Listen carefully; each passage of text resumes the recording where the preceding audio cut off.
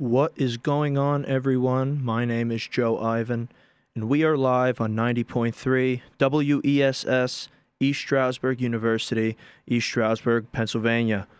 Thank you all for tuning in to the Weekly Cheese, the Pocono's #1 place for everything Green Bay Packer. Before we get into the show, just a reminder, everything you hear on the Weekly Cheese is my opinion, and nothing you hear reflects the views or opinions of 90.3 WESS or East Stroudsburg University. Now let's get into it.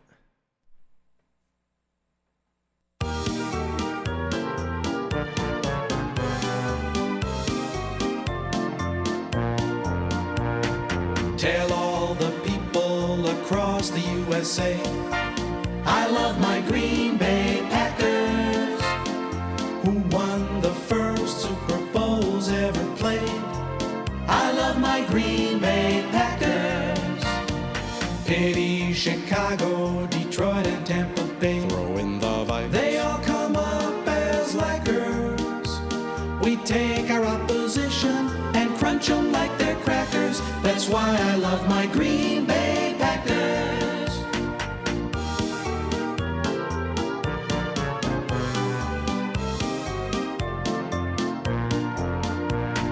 Tell that Rush Limbaugh, tell Hillary and Bill. Oh, tell him what. I love my Green Bay Packers. Tell Will and Scott, tell Oprah and Phil. And Regis too. I love my Green Bay Packers. I'll bet even Ditka's a secret Packer fan. He ain't so dumb. He knows the best shellackers. So if you're green with envy, wear gold, they're perfect matchers. That's why I love my Green Bay Packers. Hey, man. Welcome back, everyone out there, to the Weekly Cheese, the Pocono's #1 place for everything Green Bay Packer. As always, I'm your host, Joe Ivan. And man, I'll tell you, I've been chomping at the bit to get back in here and talk to you guys. Thursday Night Football, the Green Bay Packers dismantle the San Francisco 49ers 34-17. And man, it just feels like that game was so long ago. I'm already full steam ahead thinking about the Jaguars, but there is a lot to unpack from what we saw from the Green Bay Packers on Thursday night. Some people out there are acting as if the 49er curse has been somewhat lifted, magically just gone after this huge win in San Francisco, but unfortunately, I don't feel that is the case. Colin Cowherd this week totally insulted all Green Bay Packers fans, and I'm just here to say right now that he is absolutely wrong. He said that the Green Bay Packers fans are starting to act like Cleveland Brown fans because he says that we are overreacting to what we see on the field, especially in the game against the San Francisco 49ers on Thursday night. And I disagree with him, not because I don't believe there is some overreaction out there, but the people overreacting, they're not the true cheeseheads that are listening to this right now. And the true cheeseheads know that there's nothing to feel good about after beating up on the extremely injured, COVID-affected San Francisco 49ers. But with that being said, man, did it feel good. National television just do what they did to us last year 2 times. And it feels great. Packers still sit in first place in the NFC North. They've advanced to 6-2 and jumped to 3rd overall in the NFC after the Buccaneers lost to the Saints. And the Seahawks lost as well. So good week for the Packers. And the Bears lost. Would you look at that? Great week for the Packers in terms of what was going on around the league. And the beauty of it all is the San Francisco 49ers are now 4-5. Jimmy G and George Kittle, although I hate injuries, are out for the whole year. And it does not seem as if the Green Bay Packers will have to see the 49ers come January. And that's always a great thing. I could not be happier about that. I love seeing the 49ers struggle. But with that being said, things are all not peaches and cream in Green Bay as well. After the game on Thursday, I left still concerned about a couple things. Obviously happy with a couple things, but mostly concerned with the glaring holes that I repeatedly bring up on the Weekly Cheese, week in and week out. Obviously, the Packers were without David Bakhtiari, Kevin King, Alan Lazard, and Christian Kirksey due to the injury. But they were also missing A.J. Dillon, Jamal Williams, and Kamal Martin due to the COVID protocol. As of right now, it still stands that A.J. is still the only infected one. Jamal has been activated for practice, and I believe Kamal has as well. So luckily, we'll be getting those two guys back. Who knows when A.J. comes back. But the Packers were not healthy either. Not as banged up as the 49ers. Luckily, Aaron Jones came back after missing the last 2-3 weeks. So let's get into this game, shall we? Start with the offense. The offense continues its streak of scoring on the first possession of the game. And Aaron Rodgers and Davante Adams each continue their just reign of terror on the NFL. Aaron Rodgers, 25 for 31, 305 yards, 4 touchdowns, a 147.2 passer rating. Just amazing. Over 85% completion percentage. That's wild even for the almighty Aaron Rodgers. That is just insane. He was tuned in, and he really decimated the 49ers defense. And yeah, they had some injuries, the 49ers. They were banged up somewhat on the defensive side of the ball, but they have been for weeks, and they've been competing for weeks. The defense has actually not been playing all that horrible for the 49ers. So great to see the offense come out so hot. Through the first 8 games of this year, Aaron Rodgers has a 67.5 completion percentage, 2,253 yards in the air, has thrown 24 touchdowns and 2 interceptions, has a 117.5 passer rating and an 87.6 quarterback rating, leading the league in both of those categories. And he's on pace to set career records in both touchdowns and potentially passing yards, depending on how bad he decides to destroy these teams in the upcoming weeks. If he has a couple of monster games, he's on pace to break his career record in passing yards for a season, which I guess to some people out there is a surprise, but honestly, I knew from the moment Goot decided to draft Jordan Love that Aaron Rodgers was just going to be on a revenge tour. He was going to be on a tour of spite. And the beauty of it all, he's doing it with a smile on his face, and he's genuinely enjoying himself. And if anyone says that Aaron Rodgers isn't at the top,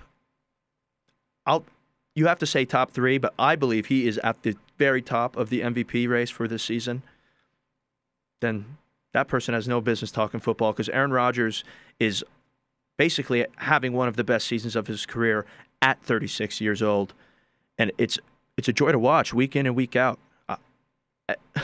I find myself thinking maybe 4 or 5 times a day that I just feel so grateful that Aaron Rodgers is the quarterback of the Green Bay Packers.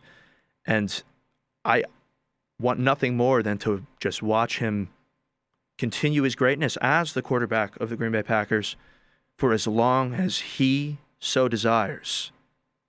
I personally want to be all in his hands. And as long as he has Davante Adams, numbers are bound to happen, because Davante Adams himself is on track for not only he's having a career season, but he is on track to have the single greatest receiving season in NFL history. I mean, on Thursday, 10 receptions, 173 yards and a touchdown. And that is his 3rd game this season with 10 or more receptions, 150 or more yards, and a touchdown. The only other wide receiver in the history of football to have 3 or more games of that caliber was Calvin Johnson in 2012. And he had 3 over the course of the 16-game season.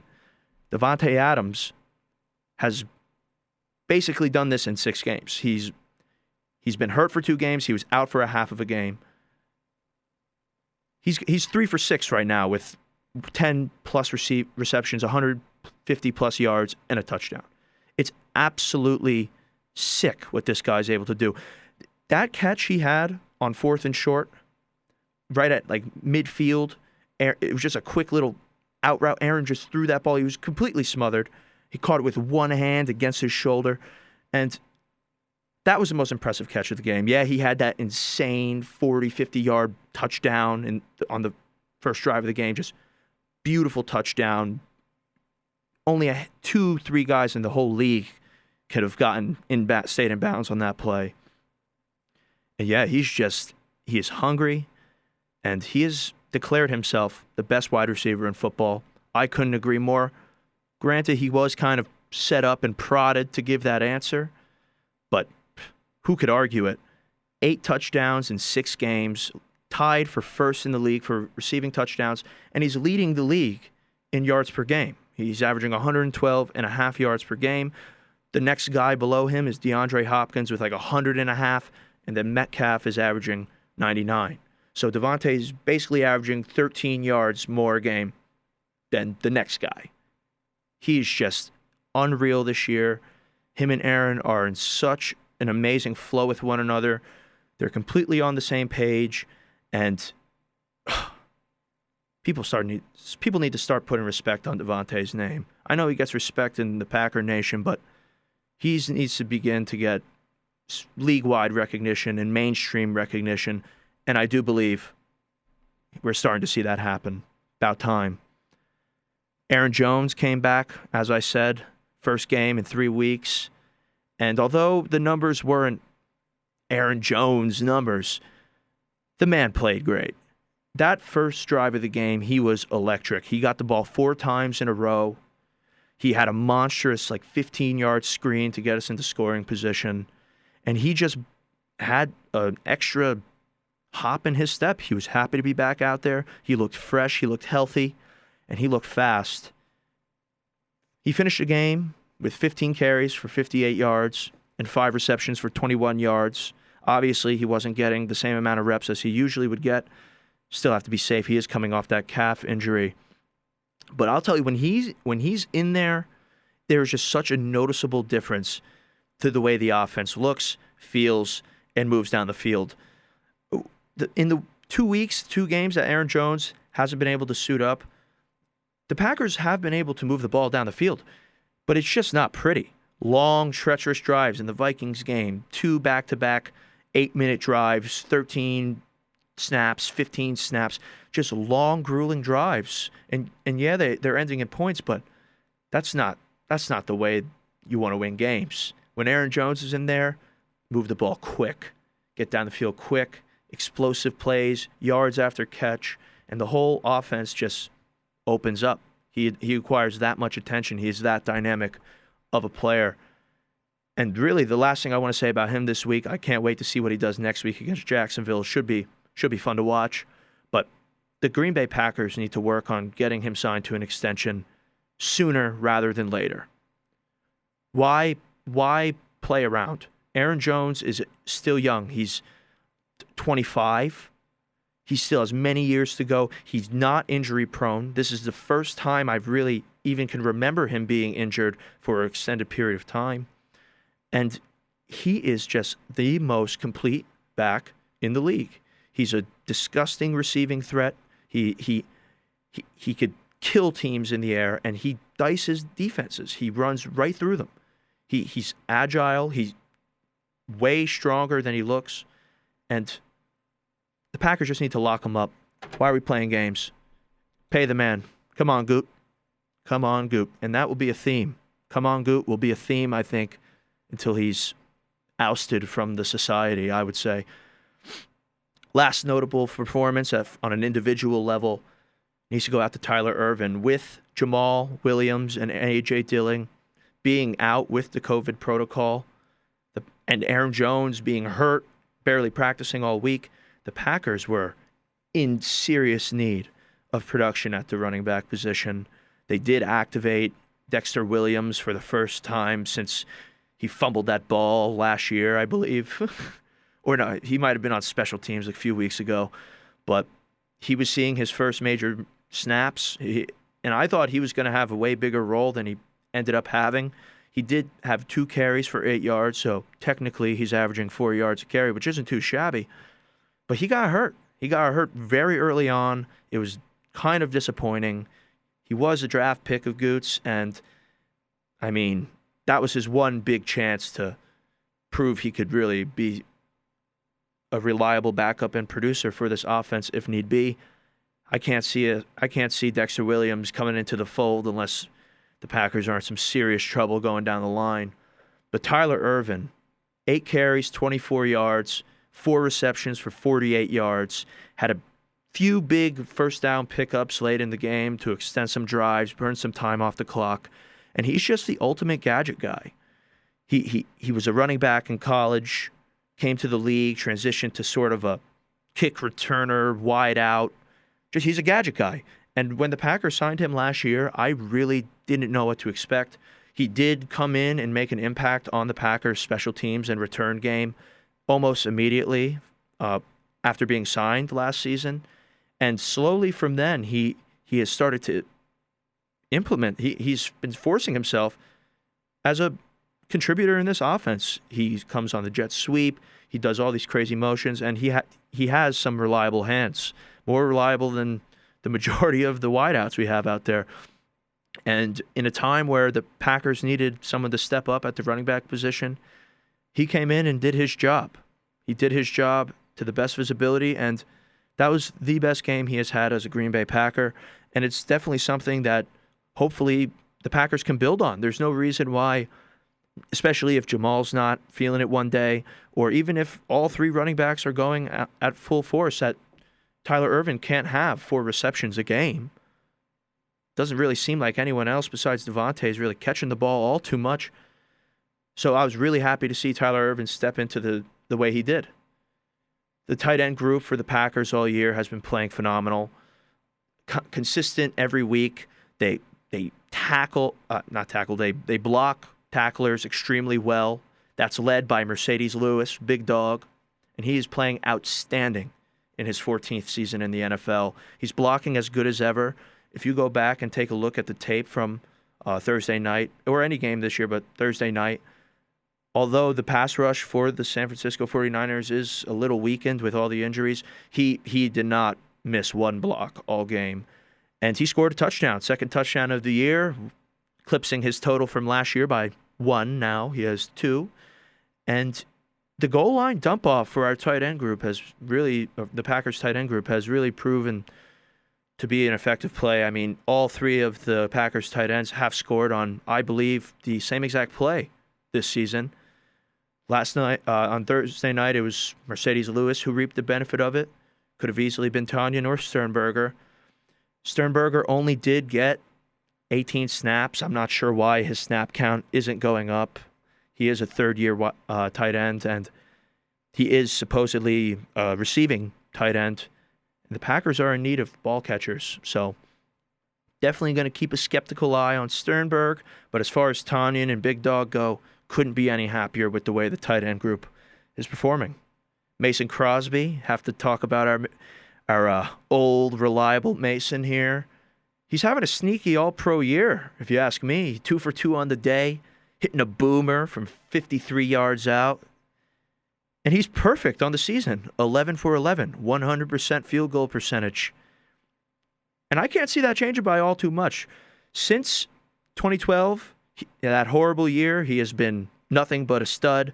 And since that Lions game where he missed the 4 in 2018, he has been absolutely automatic. Like I say, when he comes on the field, unless it's for a real deep one, important one, I don't even have to look at the screen. Shout out to Mason Crosby for doing it and doing it and doing it all these years. Now for some bad news before we round out the offense with the offensive line. The other wide receivers for the Green Bay Packers over the past 3 weeks, who are not named Davante Adams, have a combined total of 9 receptions. On Thursday, Equimania St. Brown, Malik Taylor, and Darius Shepard combined for 1 reception for 3 yards. That is basically, I did just about as much as those guys when it came to catching the ball on Thursday night. MVS on Thursday, 2 receptions, 53 yards, and 2 touchdowns. Granted, best game of his career thus far. But he did have one blatant drop on third down, second drive of the game, cut the drive short.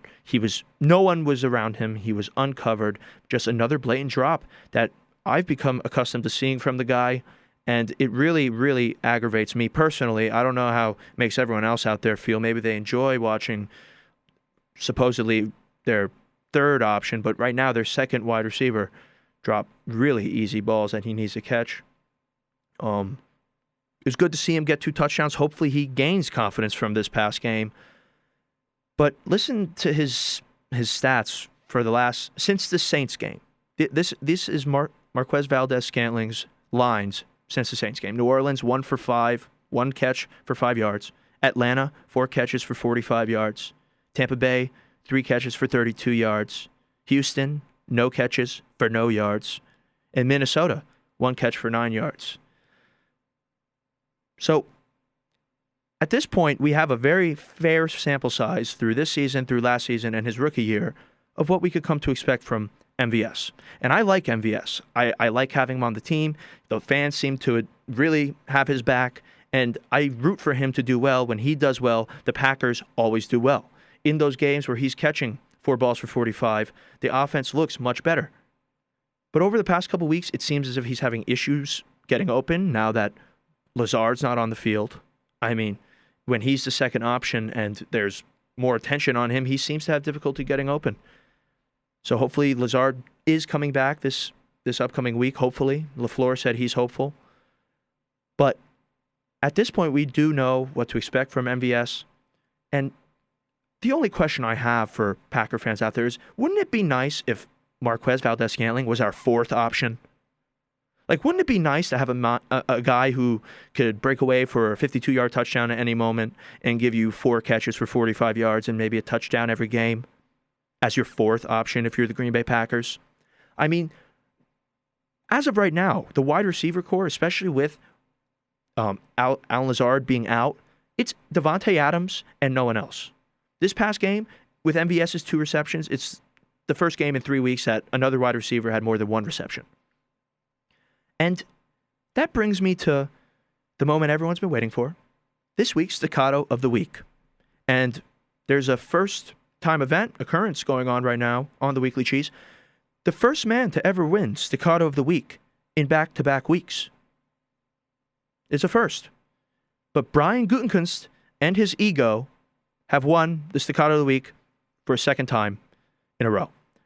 And I don't know how many people out there know this, but I saw it on Reddit, and then I also saw it on the man's Instagram page himself.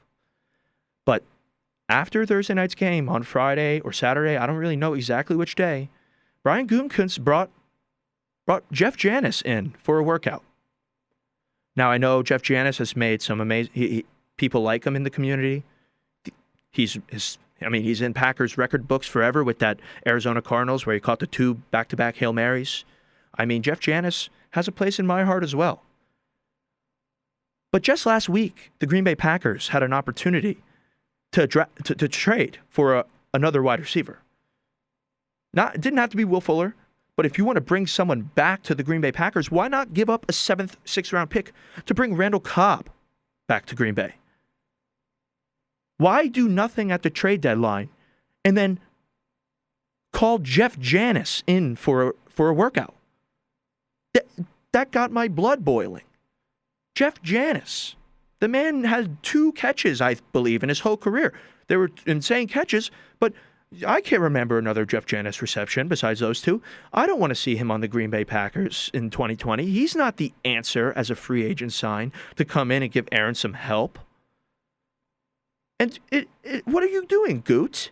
What are you doing? And unfortunately, folks, as much as Goot has an eye for the offensive line, and I'm about to get into the offensive line and give them the praise they deserve in 1 second, but Brian Gutekunst obviously has no eye for wide receiver talent.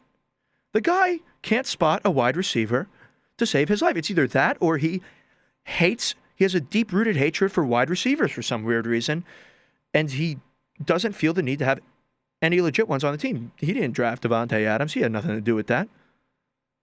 But my God, over the past 2 years, over the past 2 drafts, Brian Gutekunst has passed on Marquise Brown, N'Keal Henry, Deebo Samuel, A.J. Brown, Mecole Hardman, D.K. Metcalf, Darius Slayton, T. Higgins, Michael Pittman, Laviska Shenault, Chase Claypool, and K.J. Hamler, all of which are producing in mass quantities for their organizations.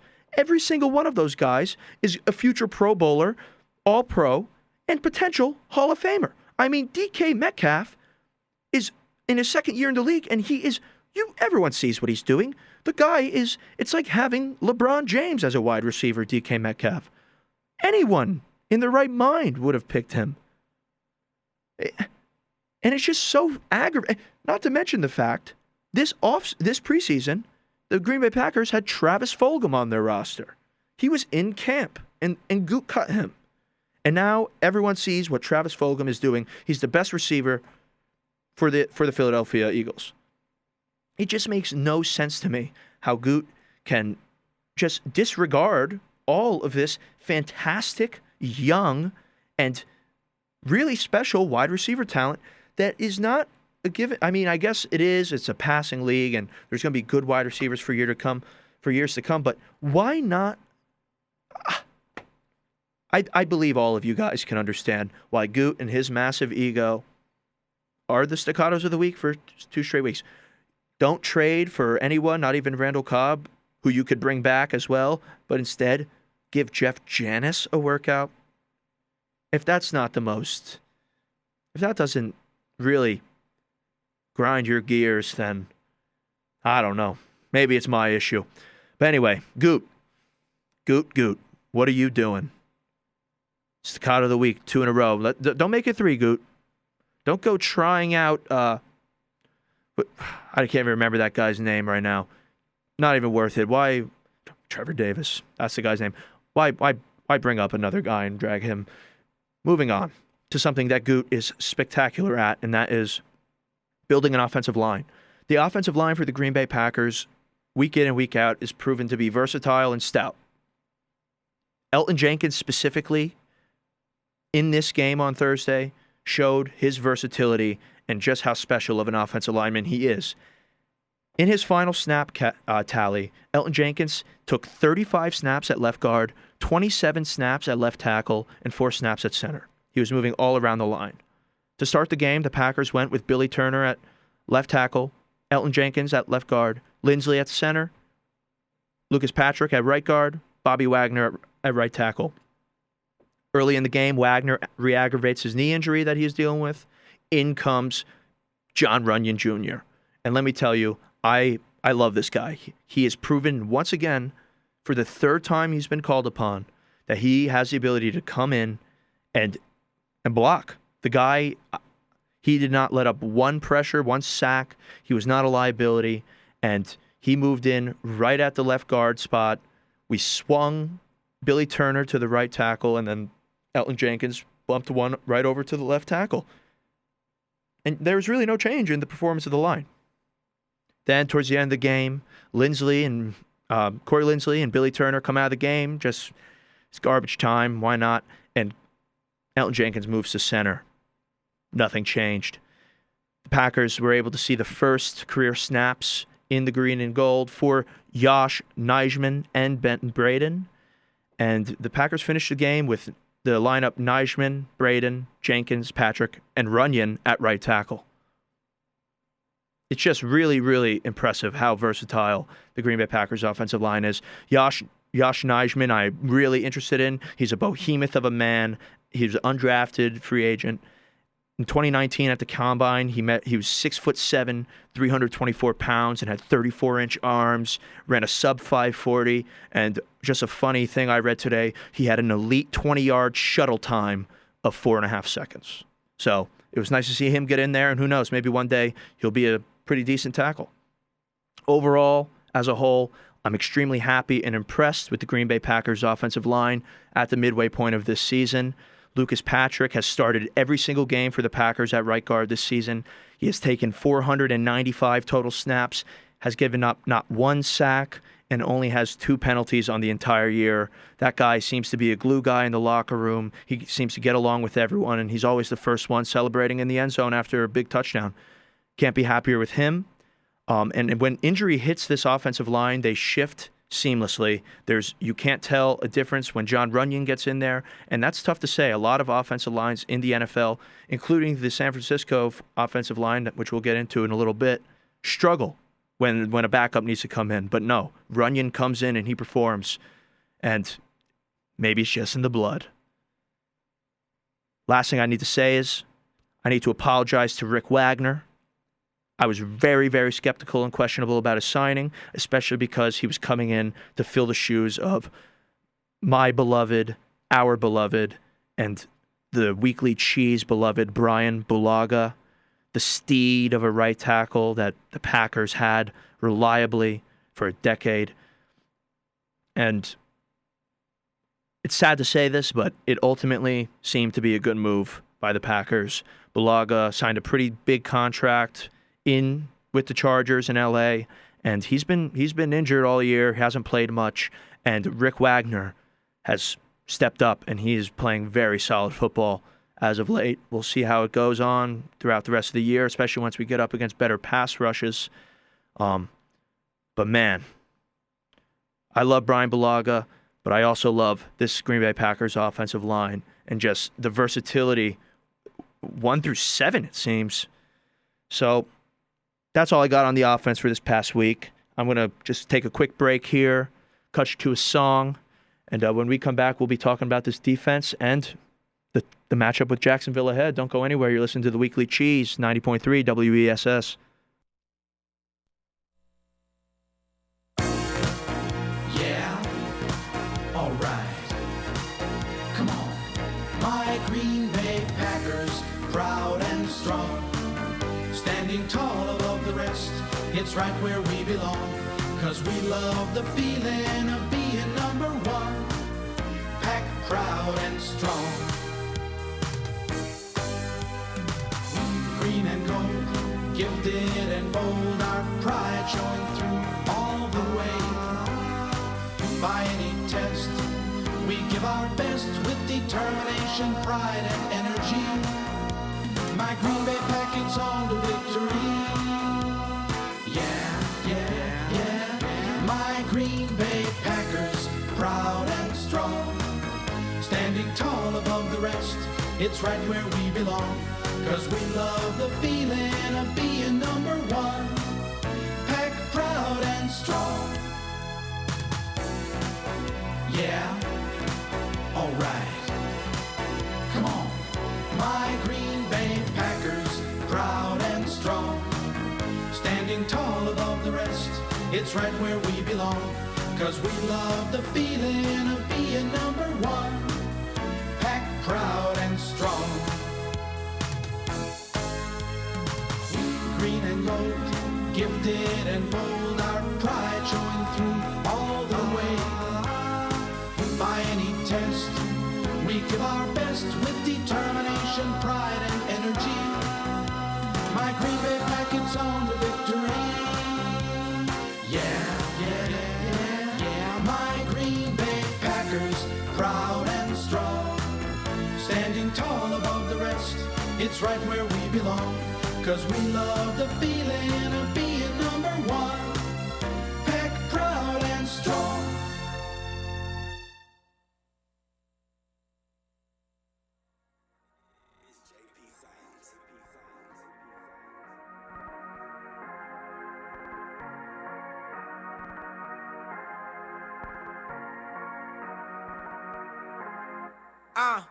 Aaron Rodgers with the wrist. Eddie Lacy with the truck stick. Clint Dix with the picks. Quick to pick the quarterback and get the upset. We got the NFC North sick. We got the NFC North lit. Face of the North in the North face. Winning if they need to score check. Stay on their radar. Big 52, we got Clay on their radar. They making plans of the playoffs. They know we gon' take off. They see in Green Bay on their radar. They talking offensive defense. They know that we decent. They play us. They better watch JR. Number 18 on the bench. When he come back as Liddy again, he gon' play like he hate y'all. Play my week when we a title town. Ain't the secret, this Pack City. Mike McCarthy with the play call when we touch down. That's a Rack City. And we are back to the weekly cheese on 90.3 WESS, East Stroudsburg University, East Stroudsburg, Pennsylvania. And I'm your host, Joe Ivan. Let's get into the defensive side of things and what I saw this past week on the field on Thursday against the San Francisco 49ers, who are extremely injured. Extremely injured. Almost all of their starters were injured. So, with that being said, very little was learned in this game about the Packers' defense, despite the score being 31-3 going into the fourth quarter. Nothing was really learned. The run defense, luckily, only gave up 55 yards on the ground after the despicable display that was put on the field against the Vikings the week before, where they let up 173 yards. This was obviously mainly due to the fact that the Green Bay Packers were able to get out to a very early 21-3 lead, and the 49ers just really couldn't run the ball and stay in the game. They were forced to throw it. And so luckily, our run defense was pretty decent this past week, and the fact that the 49ers only ran the ball 17 times really made the defensive line seemed like the defensive line had a great game. Kingsley Keke is continuing to have a more advanced role in the defense. He had 33 snaps on Thursday, logged 1 tackle and a quarterback hit. Obviously, Kenny Clark was his usual self, just a beast in there, acquiring double blocks. He did take less snaps than usual. I do believe that's because the 49ers and their decimated offense. There's really no point of risking any injury when it comes to our all-pro defensive tackle. And Montravius Adams played in Kenny Clark's lessened role on Thursday. Montravius Adams played 26 snaps, 2 tackles, 1 for a loss. And Lancaster and Lowry both had small amount of snaps. Lowry was down to 25 snaps this week. Lancaster is coming off of that injury. He only had 22 snaps. They combined for 3.5 tackles. Solid game all around. Again, they really didn't have to do much in terms of run defense, but they did do a good job at pushing the line and really making things uncomfortable for Mullen. So, decent game from the D-line. No complaints really there. The pass defense, now that is where the issue lies. It's really a shame because against the 49ers, without any of their wide receivers, I was really hoping that the Packers were just going to have a really complete game on the defensive side of the ball. And the run defense was all right, but unfortunately, the pass defense showed some glaring holes. Obviously, the 49ers were out their all-pro left tackle, Trent Williams. So the Packers' pass rush was really able to dominate the backup left tackle. Preston Smith had his best game of the year.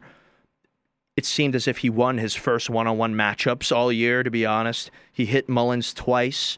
The one, obviously, forcing the interception that Raven Green ended up catching in the first half and really helped the Packers get out to that early 21-3 lead.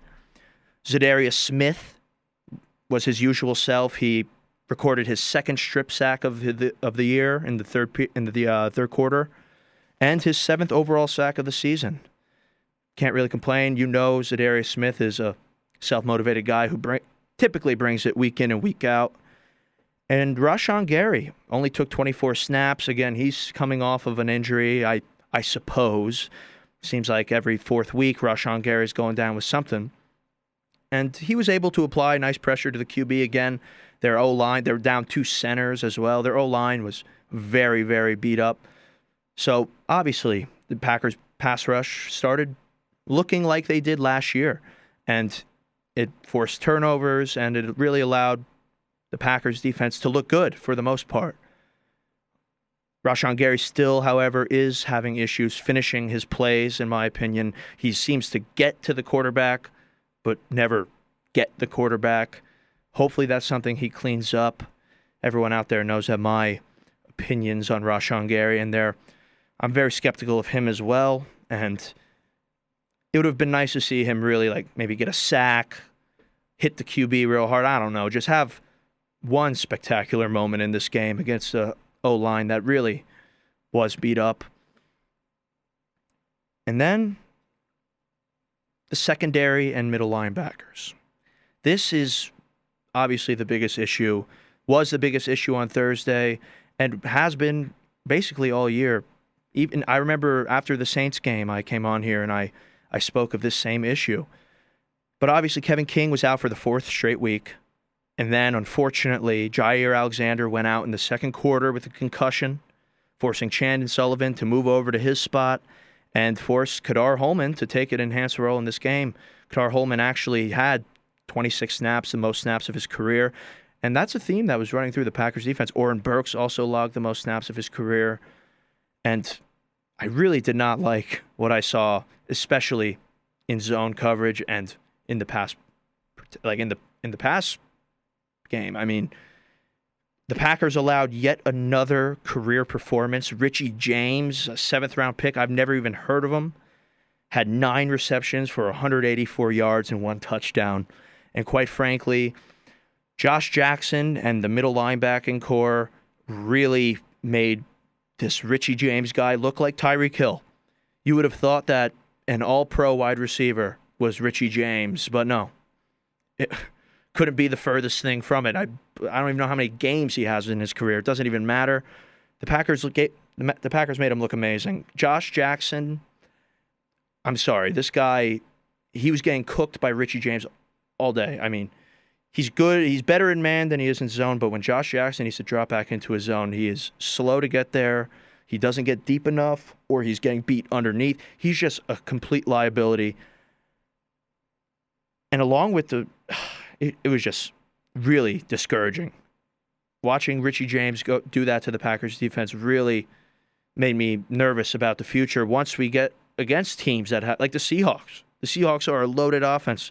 Obviously, we have the potential of playing them the Packers have the potential of playing them come January. And if Josh Jackson is covering like that, and he's blowing coverages to Richie James, who knows what Tyler Lockett, DK Metcalf, and those guys are going to do to the Packers defense. I mean, it's really discouraging. Darnell Savage and Adrian Amos had solid games. Darnell did drop a pick 6, but it was a great play to deflect the pass, and he had an amazing run stop on 3rd down. And, Adrian Amos led the team in tackles, was tied with Oren Burks for 5 tackles. Solid game from them, but the issue really came from Josh Jackson in the secondary. Kadar Holman, obviously, is very inexperienced. Can't expect much from him. And the middle linebacking core. Kamal Martin, obviously out due to the COVID protocol.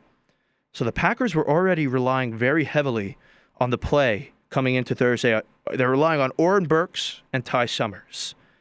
It is very well documented here on the Weekly Cheese that I do not specifically care for either of these guys. I believe they're liabilities when they come out on the field. And once again, that seems to have been proven right. Then, unfortunately, Chris Barnes goes down again with an injury. So, from that point, he went down early, I believe, in the second quarter. And from that moment on, the Green Bay Packers were stuck with Oren Burks and Ty Summers. Ty Summers had on the mic. He was the primary middle linebacker.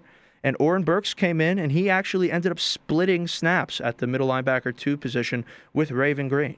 We had Raven Green lining up at middle linebacker, and I do believe that speaks to the lack of trust that the Packers do have in Oren Burks to play major minutes.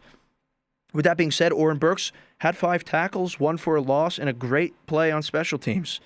He did look a little more juiced up than he has been in the past. He didn't look completely unaware, confused, and just out of place out there. He didn't look all that horrible as he has over the past several weeks. But it's just in coverage. He's just, The whole inside linebacking unit for the Packers as a whole is obviously the weakest in the league, if not one of the weakest, if not the weakest in the NFL.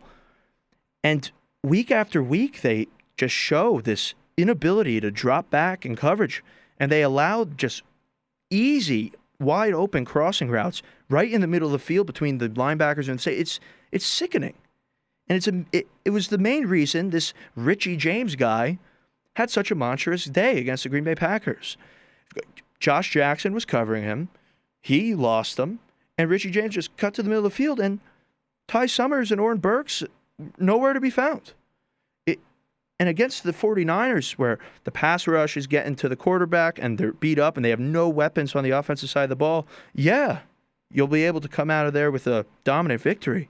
But what happens when a legit squad comes to town? What happens when we're going up against the Bucs, the Seahawks, even the Saints again? The Saints have gotten things together, it seems. I'm just still very unconfident in major parts of the defense. Let's just put it that way. It's not the complete defense. Obviously, once Kevin King comes back, once Jair Alexander comes back, hopefully he's not too hurt. Maybe he'll miss 1-2 games. And when they come back, the secondary is fine. The Packers got a very, very good secondary. But it's that middle of the field that just gets diced up no matter who's on the other side of the field, no matter who they're going up against. And I'm going to keep talking about it, and it might be like I'm keep beating the dead horse, but when's it going to change? Pettine, get them together. And it's just really discouraging. The Richie James looked like an all-pro, and the Saints were able to dice the middle of the field, and it just doesn't seem like anything is changing.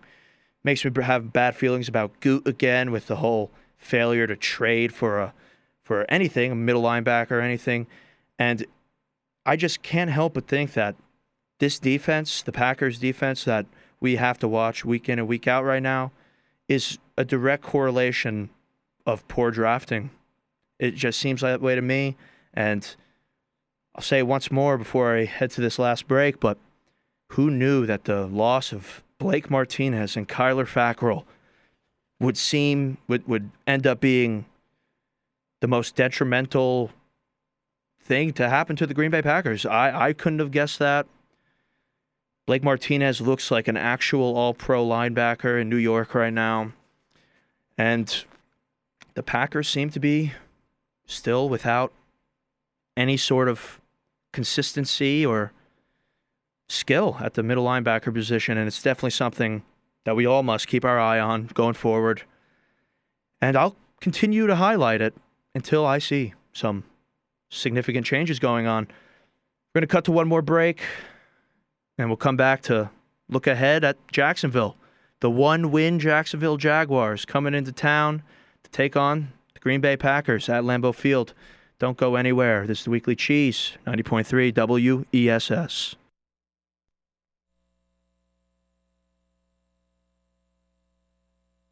Houston, Seattle. They got to play Minnesota, go to Detroit. This puppy's over. They counted us out, now we lead the division again. At the top of the route, 17 and Jody with the hands.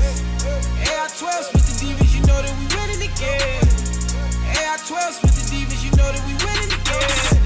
They don't want to see the squad, they just watch us beat the lines. They don't want to see us blitz the number 52 and hit you from the side. Winning again, we got the division again. Winning again, they know that we got the division again. What a time to be a Packer fan. 4-6 to a 10-6, had to run the table, now we back again. Aaron gunning like it's Pakistan. From the bottom to elite, Redskins had his beat. After that went on the street, Clay with the pressure, Perry with the heat.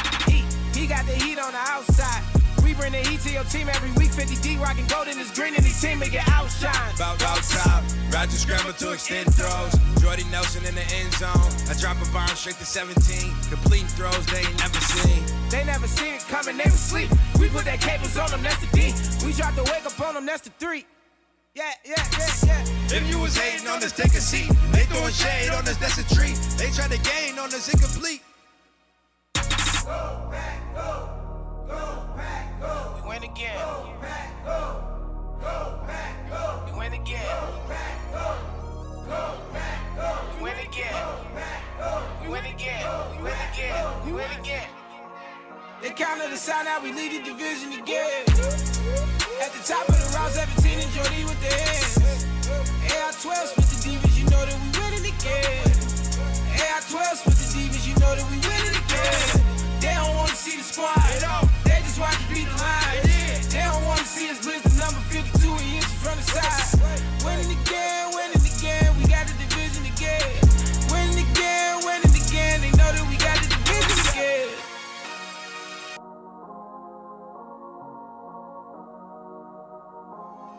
Thank y'all for coming out. I go by the name of Wisco ID. This is my brother Kyrie. We are the Wisco Kids. If you know the Packers ran the table, when I say Wisco, I need y'all to say kids. Wisco. Wisco.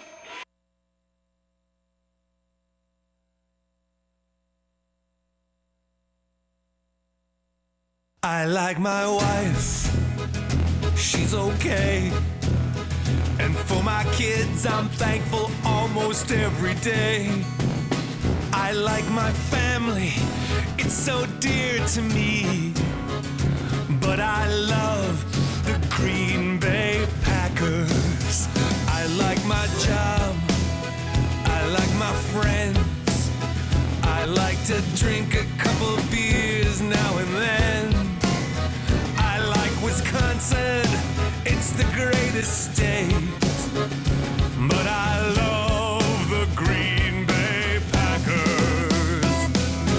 I love the green and gold in autumn sun and winter's cold. So let's all sing, young and old. We all love the green and gold. I like my life, it's been good. I like my neighbors, I like my neighborhood. And I like being here today with all of you. Like I said before, I like to raise a few. But there's just one thing that forever will be true. I love the Green Bay Packers. We love the green and gold in autumn sun and winter's cold. So let's all sing, young and old. We all love the And we are back to the Weekly Cheese, finishing up Week 9 edition here. I'm your host, Joe Ivan. And coming up Sunday afternoon, the Green Bay Packers are hosting the one-win Jacksonville Jaguars. It's going to be 50 degrees and rainy in Lambeau Field. And I'm not going to say anything about... I'm not going to act like I did going into the Vikings game just 2 weeks ago. On this show, in the wrap-up segment, I did say that I believe that the Green Bay Packers were going to put up 48 points. I did say that we were going to just dismantle the Vikings. I even accused the Minnesota Vikings to have completely given up hope on this season. And I thought they were in the process of a tank. Obviously, the Packers did not show up to play that day. It was windy, and the Vikings won. They won fair and square. Could have went the Packers' way still, even though everything looked horrible on the defensive side of the ball. Couldn't stop a nosebleed against the Vikings. But the Vikings won, and I felt embarrassed about my confidence, and that's the last time I do that.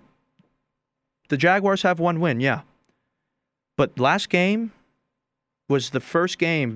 Gardner Minshew's hurt, obviously, and rookie quarterback Jake Luton started his first career game last week, and he had a very, very, very good performance. 26 for 38, only 12 incompletions, threw for 304 yards and a touchdown. He did have an interception, but oh well. He played a great game, and he obviously, well, in my opinion, looked better than Gardner Minshew. And who knows? Who knows? Maybe he was just getting warmed up. Cannot take them lightly, regardless of their record. And besides, the Packers could possibly be in for an extremely long day on the defensive side of the ball. If Kevin King and Jair Alexander and Raven Green all don't play in the game on Sunday, who knows what's going to happen? I mean, seriously, the Green Bay Packers let Richie James have 9 catches for 180 yards on Thursday. And DJ Chark is on the Jaguars. He's a stud. And why should we believe that if the Green Bay Packers don't bring the heat on the defensive side of the ball against the Jaguars, that DJ Chark won't go off for a similar performance? I have no reason to believe that, and it's obviously going to start with Josh Jackson. Josh Jackson, over the past 4 weeks, has played more snaps than any Packers defender, and quite frankly, he has not played all that great. So I'm calling out to him. I'm calling out to the entire defense, especially if our man Jair and Kevin King and Raven Green, and who knows if Chris Barnes would be. The Packers' defense is not the most healthy right now, and they need to bring it on Sunday because this could end up being another trap game. I really hope it's not.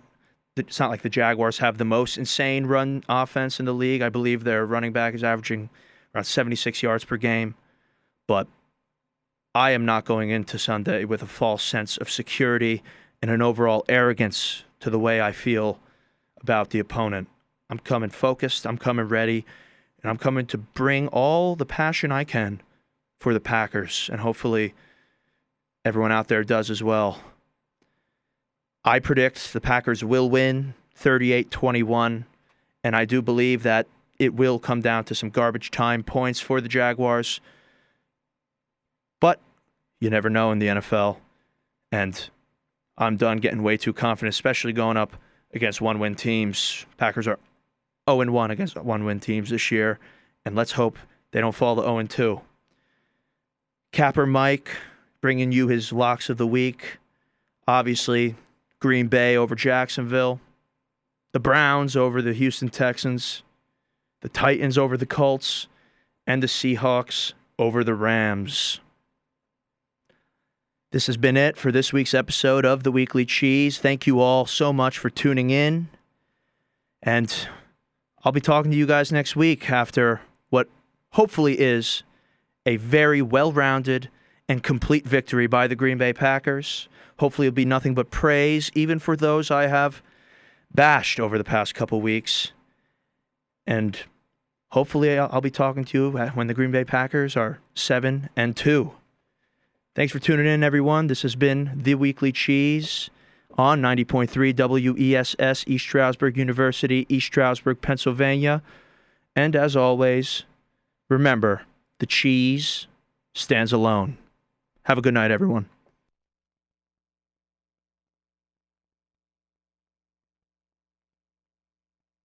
For my Green Bay Packers, you know we congratulate you, always will. 13 world titles, 4 Super Bowls now, taking it back to Tiger Town. What do you got to say to all those fans back in Green Bay waiting on you? We have the best fans in the league, and we couldn't have done it without you. You know what I'm repping. The Vince Lombardi Trophy's coming back to Green Bay. I'm repping G to the R, double E-N, B to the A. Why we win? Cause we ill, cause we real. No Brett Favre, still we kill. Any other rival, yes we will. Trying to count us out, but we got skills. 5, 4, 3, 2, 1. Lombardi back in Lambeau Field. Y'all team passengers, we not no drivers. Watch us drive by you, leaving no survivors. Take your quarters back. We got Aaron Rodgers. None of you quarterbacks can match Aaron Rodgers. He passed good. No, he passed great. We the champions now, so we passed the great. How that lose feel? Tell me how's it taste? Don't mean to rub it in your face, but tell me how's it taste? I know it's hard to swallow, like we hard to play. Said we won't make it past tomorrow, so we took today. And we went all the way. When y'all said we wouldn't, we bought it back home when y'all said we couldn't. Welcome to Green Bay, welcome to Lambeau, home of the Super Bowl champions, green and gold. We bought it back to the Lambeau. We in the crowd screaming, go Pack, go! We screaming, go